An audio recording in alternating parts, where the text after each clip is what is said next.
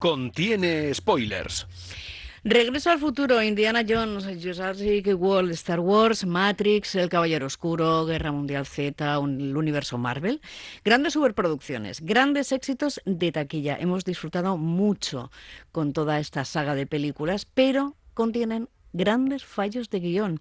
A veces conseguimos descubrirlos, en la mayoría de las ocasiones hay algo que nos chirría, pero no sabemos muy bien qué es.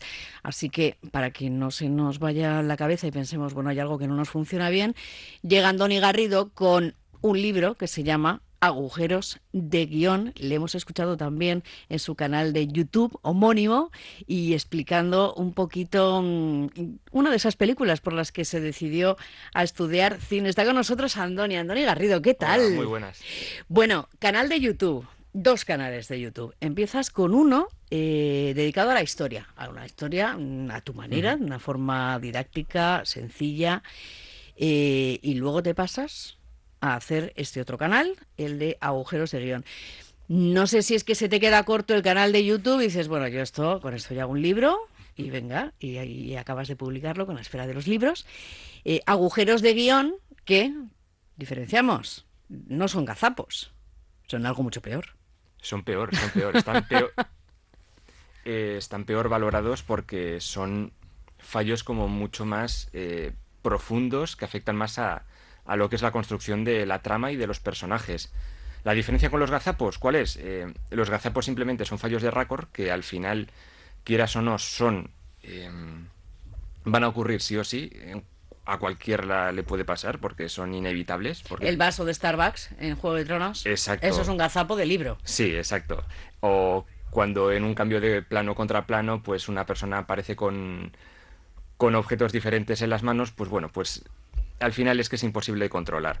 Pero los fallos argumentales son como fallos en la lógica interna de la historia, tanto de la trama como de los personajes, o cosas que no terminan de tener explicación, o por ejemplo, diálogos o hechos sin ningún tipo de lógica, que no deberían haber ocurrido, pero ocurren para, yo qué sé, porque el guionista no sabe cómo continuar la historia y necesita tirar por un lado y fuerza todos los elementos de la trama para conseguir el final que él quiere, aunque eso pues al final contradiga lo que se ha dicho anteriormente en la película.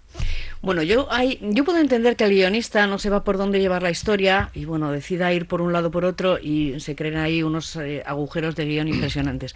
Lo que ya no me cuadra es que, claro, ese guión pasa a manos de otras personas y nadie se da cuenta de que eso ahí hay un agujero negro y dejan que se vaya rodando tal cual aparece en ese guión. Yo es que es algo que, además estamos hablando de unas superproducciones en las que otra cosa no habrá, pero gente y dinero hay muchísimo. Eso, yo no sé muy bien cómo funciona todo el entramado de Hollywood, pero me han contado cosillas, pero debe ser un poco caótico, desastre, porque, por ejemplo, hay guiones que pasan por 5 manos, 5 guionistas. Es decir, un guionista se dedica a escribir una historia, al productor no le gusta del todo, le despide y sobre esa historia contrata un nuevo guionista. Igual el guion es tuyo y tal, y lo has estado como 20 años desarrollando, pero nada, llega el productor, te compra el guion y ahora puede hacer lo que quiera con ese guion. Entonces, igual hay ideas que no le gustan, tal, te despide, contrata a otro, este hace cambios, quitando la esencia igual de la historia. Le despide, contrata a otro y así todo. Al final se monta ahí un mosaico, un recorta y colorea ahí. Exacto, con el guión y no sabemos lo que acaba. Tanta gente ha metido mano a la historia que al final han perdido tanto tiempo reescribiendo y tal que ya no pueden permitírselo más, tienen que rodar algo, lo que sea. Llega el rodaje, en el rodaje se dan cuenta de que lo que han escrito no funciona, entonces llega, antes de estrenarlo suele haber unos pases privados para testar y para que la gente vea si les gusta o no. Es lo que pasó con creo que la última película de los X-Men, Dark Phoenix, que llegó el día del test, y a nadie le gustaba. Nadie le gustaba, sobre todo la última parte, el tercer acto. Entonces, ¿qué hicieron? Pues regrabar media película. Es decir, gastarte más pasta porque no has invertido lo suficiente en crear un guión coherente y que le vaya a gustar a la gente. Bueno, Y eso. estamos hablando de unas sagas míticas. Abrimos el libro y nos encontramos con Regreso al Futuro. Claro, ahí, si ya las películas ya de por sí empezamos saltando de un año a otro año, que ya nos vamos perdiendo cuando vimos en aquel momento la película de Regreso al Futuro, vamos haciendo cambios temporales.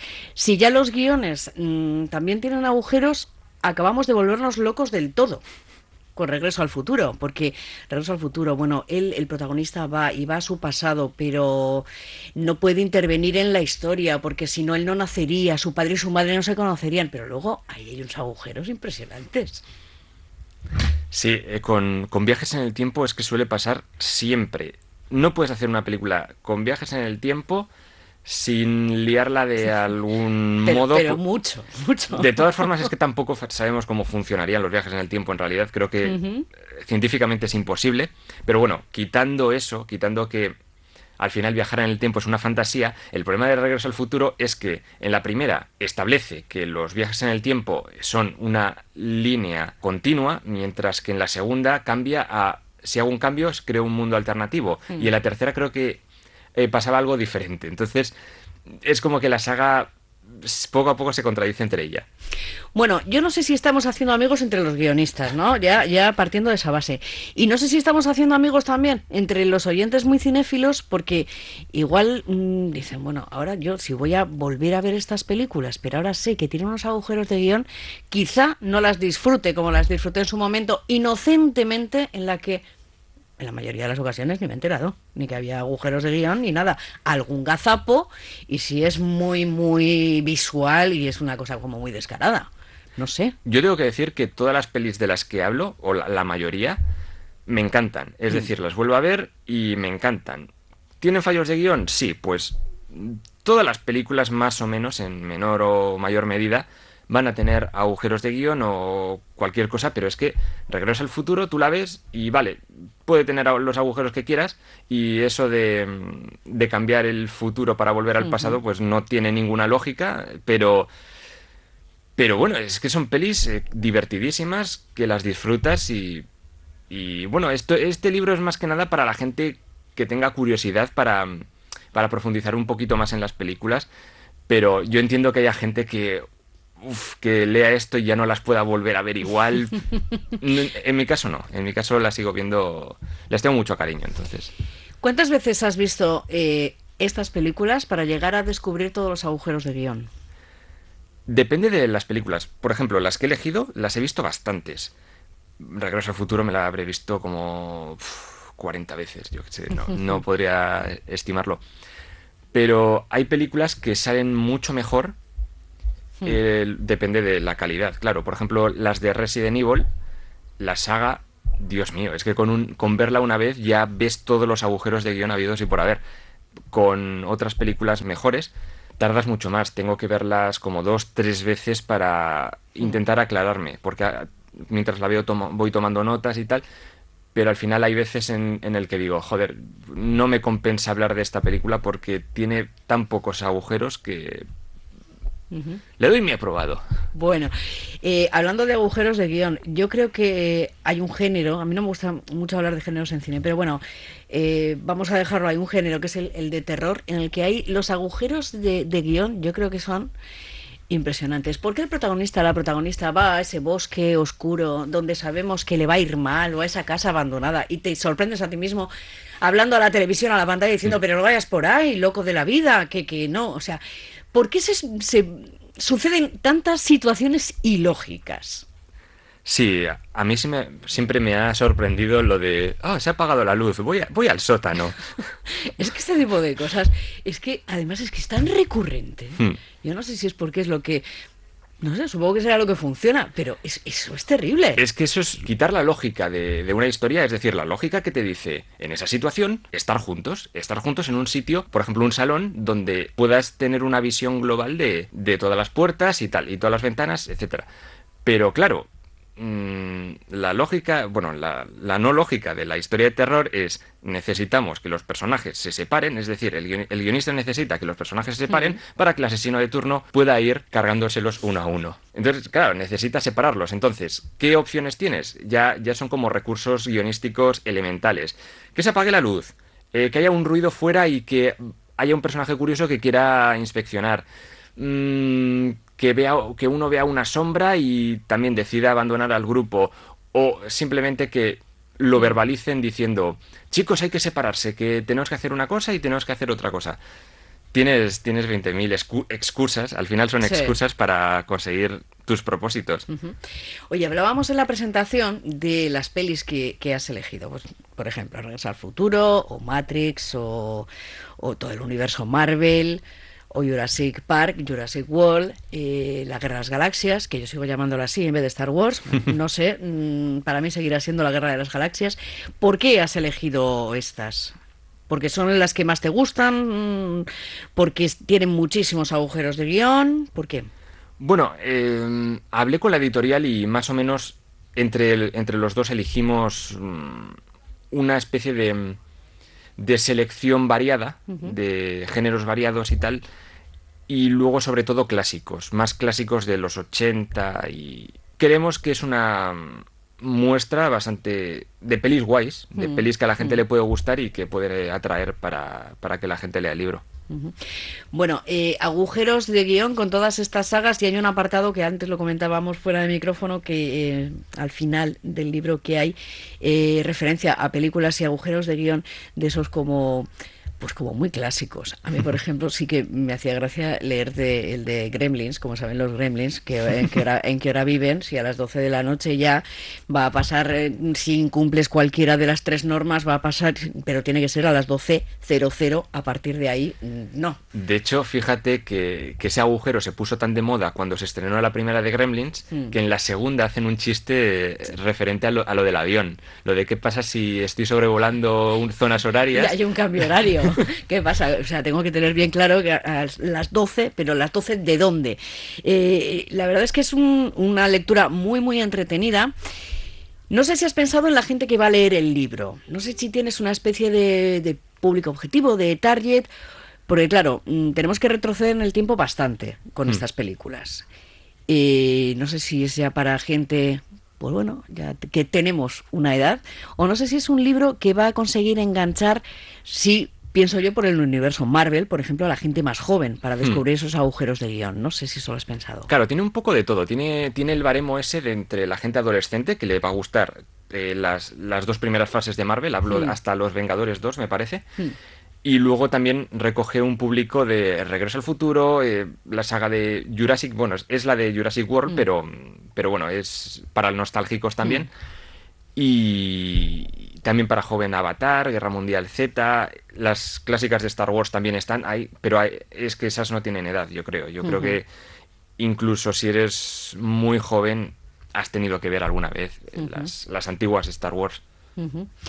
Bueno, tú has hecho, antes de publicar este libro, que es el segundo ya que publicas, y antes de tener los canales de YouTube, tú has rodado cortos y has hecho alguna webserie. Yo no sé si a ti se te ha colado también algún agujero de guión.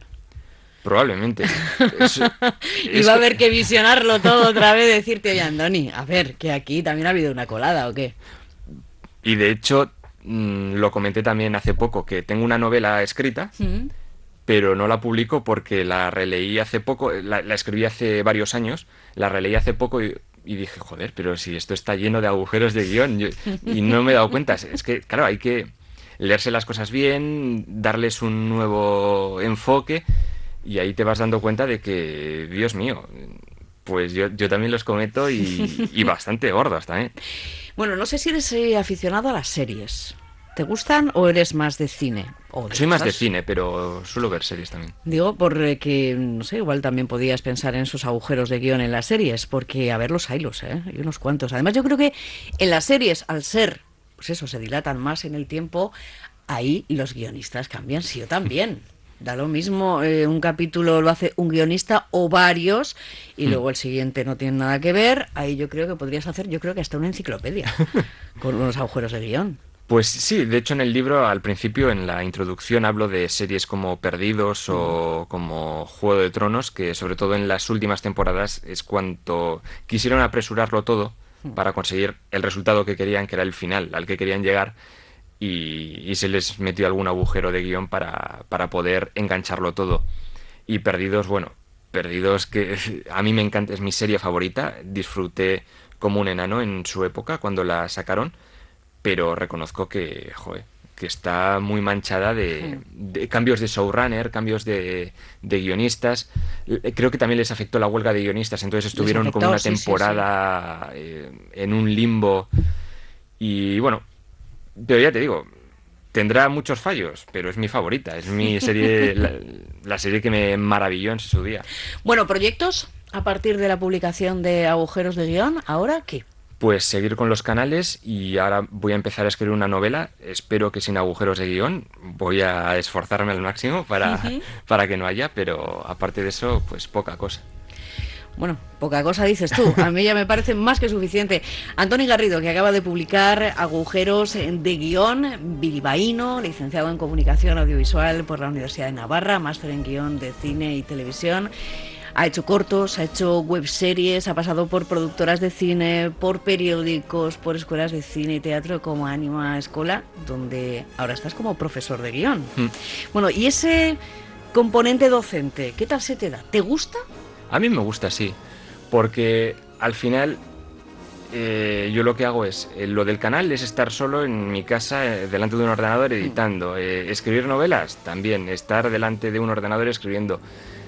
Al final necesitas salir, hablar con gente, hacer proyectos de guión, ver diferentes opiniones, y me gusta, creo que es una forma de complementar todo lo que hago y me lo paso bien, me lo paso muy bien. Bueno, hoy hemos dedicado este ratito con Andoni Garrido a presentar el libro Agujeros de Guión. Hemos hablado un poquito así de refilón de los dos canales de YouTube.